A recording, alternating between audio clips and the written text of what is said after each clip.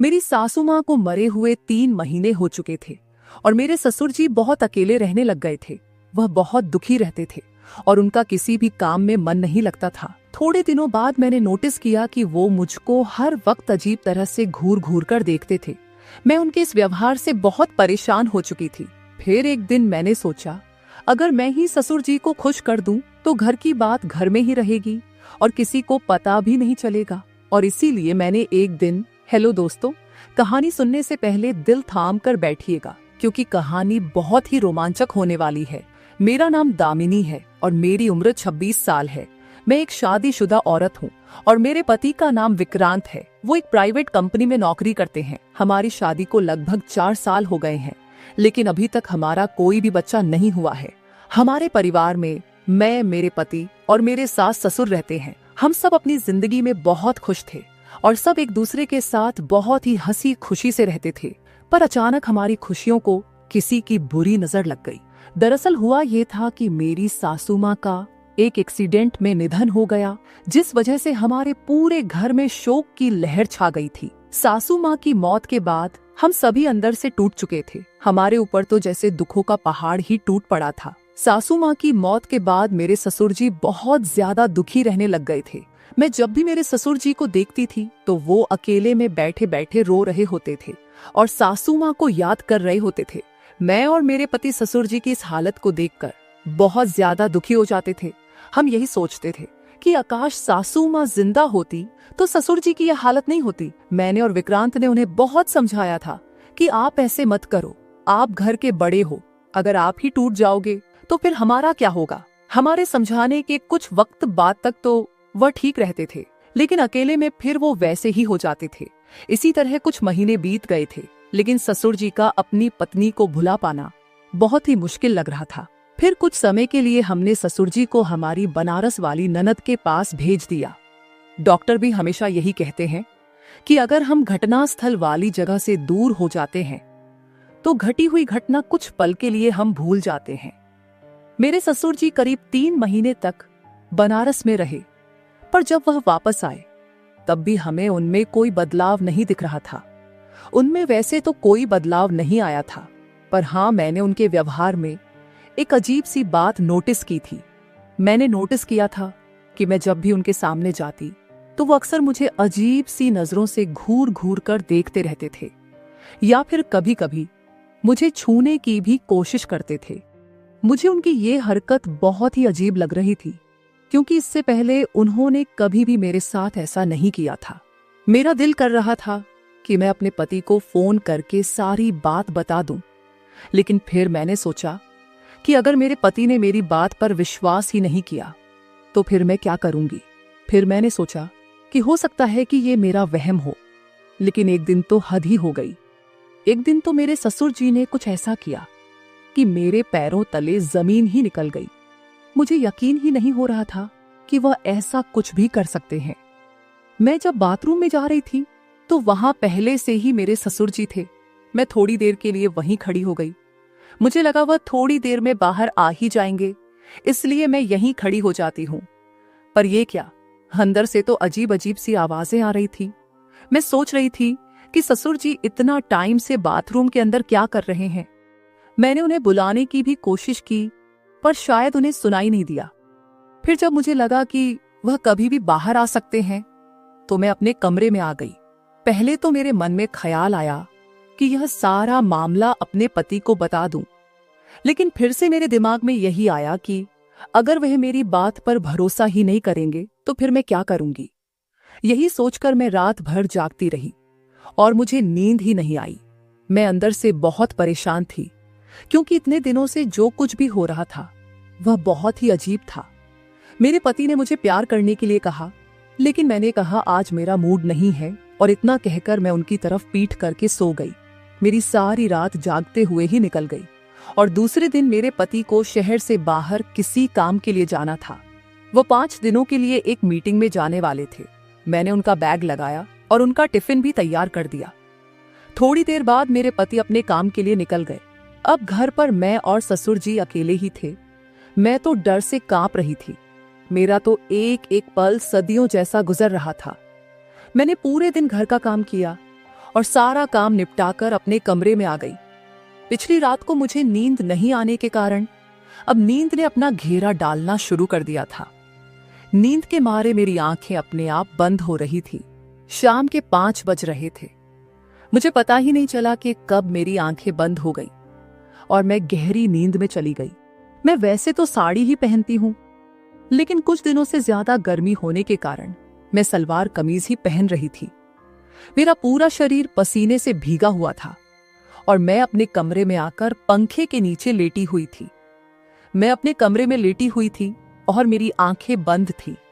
कुछ टाइम बाद मैंने महसूस किया कि कोई मेरे पास बैठा हुआ है और मुझे हाथ लगाने की कोशिश कर रहा है। पहले तो मुझे लगा कि शायद मैं सपना देख रही हूं और सपने में मैं अपने पति के साथ हूं, लेकिन फिर मैं एकदम से हड़बड़ाहट में उठी और अपने कपड़े ठीक करने लगी। मैंने देखा कि मेरे ससुर जी मेरे बगल में बैठे हुए हैं। मैं उन्हें देखकर चौंक गई। मैंने उनसे पूछा, क्या हुआ बाबूजी? आपको मुझसे कोई काम था क्या? ससुर जी बोले, बहू, मेरा चाय पीने का मन कर रहा है। मैंने तुम्हें बहुत बार आवाजें लगाई, पर शायद तुम्हें सुनाई नहीं दिया। फिर मैं तुम्हारे कमरे में आया और मैंने देखा कि तुम आराम से सोई हुई हो। तो मैंने सोचा कि सोई हुई बहू को क्यों उठाना, मैं खुद ही चाय बना लेता हूं। पर इतने में तुम जाग गई। इन शब्दों में ससुर जी ने अपनी सफाई दी तो मैं झट से बेड से नीचे उतरी।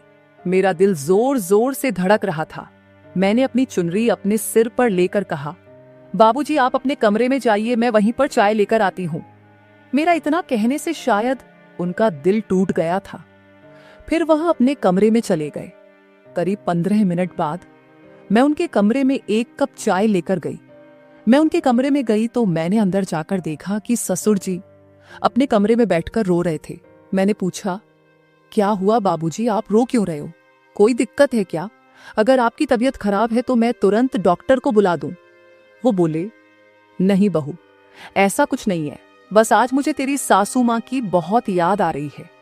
मुझे आज उसकी बहुत कमी खल रही है। जब से वो चली गई है तब से मुझे समझ ही नहीं आता कि मैं किससे अपने मन की बात कहूं। मैं भी एक इंसान हूं और मेरी भी कुछ ख्वाहिशें हैं। मेरा भी दिल करता है कि मैं अपने दिल की सारी बातें किसी से कहूं। अब मैं बच्ची तो नहीं थी जो उनकी बात को समझ न पाती। मैं समझ रही थी कि वह किस बारे में बात कर रहे हैं। फिर भी मैं उनके पास गई और मैंने उनसे कहा, बाबूजी, आप चिंता मत कीजिए, सब ठीक हो जाएगा। और अगर आपको कोई बात करनी हुआ करे तो आप मुझसे कर लिया करो।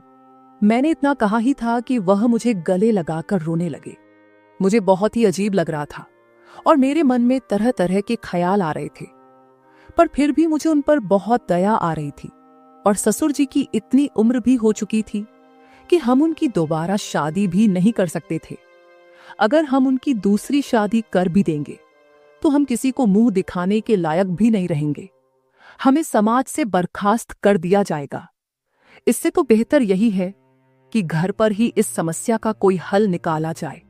एक बार तो मेरे मन में आया कि अगर मैं ही ससुर जी की परेशानी हल कर दूं तो किसी को पता भी नहीं चलेगा और घर की बात घर में ही रहेगी। मैंने दिल पर पत्थर रखकर उनका न्योता मन ही मन कबूल कर लिया था। फिर मैंने उन्हें नहाने को कहा और उनके कपड़े वगैरह निकालकर उनको दे दिए। थोड़ी देर बाद वह नहाकर वापस आ गए। उन्होंने बनियान और नीचे टॉवल धोती की तरह लपेटा हुआ था। वह मुझे देखकर थोड़ा सा मुस्कुराए और मैं भी उनकी इस हरकत से हल्का सा मुस्कुरा पड़ी थी। फिर अगले दिन जब मैं सुबह की चाय देने उनके कमरे में गई तो मैंने देखा कि वह शायद तौलिए को लपेटकर ही सो गए थे। मैंने हल्के से दरवाजे को धक्का दिया तो दरवाजा पहले से ही खुला हुआ था और ससुर जी बनियान पहनकर सो रहे थे। उनकी इस हरकत से मुझे गुस्सा तो बहुत आया, लेकिन मैंने उनसे कुछ कहा नहीं और चाय देकर वापस किचन में आ गई। करीब आधे घंटे बाद ससुर जी किचन में आए और मुझसे बोले, बहू, जरा तेल गुनगुना करके मेरे कमरे में ले आओ और मेरे सिर और बदन की मालिश कर दो। इस बार मुझे उनकी खराब नीयत पहले ही पता चल गई थी, पर मेरे पास कोई सबूत नहीं था। थोड़ी देर बाद मैं एक कटोरी में तेल गर्म करके उनके कमरे में ले गई और उन्हें बोला, बाबूजी, ये तेल लीजिए और आप खुद ही लगा लो। मुझे आज बहुत सारा काम करना है और बहुत सारे कपड़े भी धोने हैं। वो बोले, बहू, सिर पर तो मैं खुद ही लगा लूंगा, लेकिन पीठ पर मेरा हाथ नहीं पहुंचेगा, इसलिए पीठ की मालिश तुम ही कर दो। इतना बोलकर वह अपने बेड पर पीठ के बल लेट गए। मुझे आज सुबह से ही उन पर बहुत गुस्सा था, लेकिन मैं फिर भी उनकी पीठ की मालिश करने लगी। करीब 5 मिनट बाद उन्होंने साइड बदलते हुए कहा, बहू, अब तुम्हारे हाथ खराब हो ही गए हैं, तो थोड़ी पेट की भी मालिश कर दो। मैं ना चाहते हुए भी उनकी हर बात मानती जा रही थी और अपने दोनों हाथों से उनकी मालिश कर रही थी। मैं यही सोच रही थी कि आकाश आज सासू मां जिंदा होती तो मुझे यह सब नहीं करना पड़ता। मेरा 1 हफ्ते में ही अपने पति विक्रांत के बिना इतना बुरा हाल हो गया है, तो ससुर जी सासू मां के बिना कैसे रहते होंगे। मैं इसी सोच में इतनी डूबी हुई थी और सब कुछ वहीं छोड़कर अंदर भाग आई थी। थोड़ी देर बाद ससुर जी भी मेरे कमरे में आ गए और बोले, क्या हुआ बहू, तुम सब कुछ छोड़कर वहां से क्यों चली आई? क्या तुम्हें विक्रांत की याद आ रही है?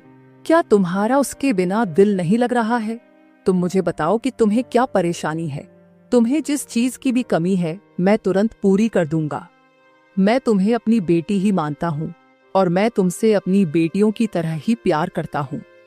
मैं ऐसा कभी नहीं चाहूंगा कि तुम किसी भी तरीके से दुखी रहो।